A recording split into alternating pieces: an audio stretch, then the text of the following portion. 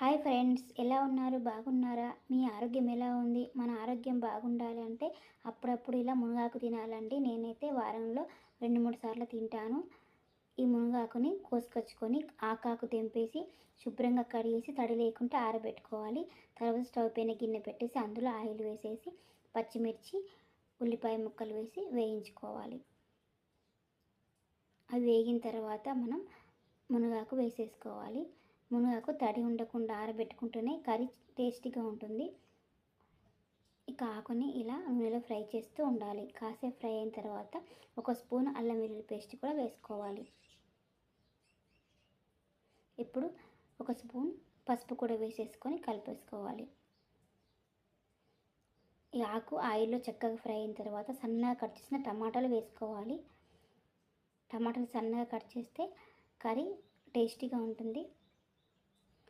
పిల్లలైనా పెద్దలైనా కానీ మునగాకు తినే వాళ్ళు ఇలా చేసి పెట్టండి, చాలా ఇష్టంగా తింటారు. ఇంకా ప్రతిరోజు చేసి పెట్టమంటారు, అంత ఇష్టంగా తింటారు.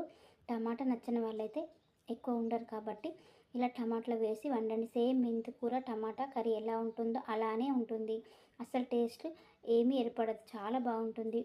ఇక మనకు రుచికి సరిపడా కారం వేసుకోవాలి. నేనైతే కాస్త కారం ఎక్కువ వేసాను, మేము కారం ఎక్కువ తింటాం కాబట్టి మీరు చూసి వేసుకోండి. ఇది సాల్ట్ వేసేసుకొని కలుపుకోవాలి. తర్వాత కొద్దిగా ఒక హాఫ్ టీ స్పూన్ కొబ్బరి పౌడర్ వేసుకోవాలి. ఒక టీ స్పూన్ ధనియాల పౌడర్ వేయించి డ్రైగా గ్రైండ్ చేసుకొని పెట్టుకుంటాం కదా, ఆ పౌడర్ వేసుకోవాలి.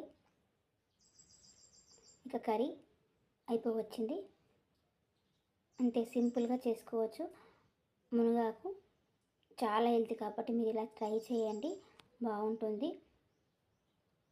ఇక సర్వ్ చేసుకొని తినడమే. వేడి వేడి అన్నం, మునగాకు ఫ్రై, పెరుగు, స్వీటు, సలాడ్ వేసుకొని తింటున్నాను. Thank you for watching my video.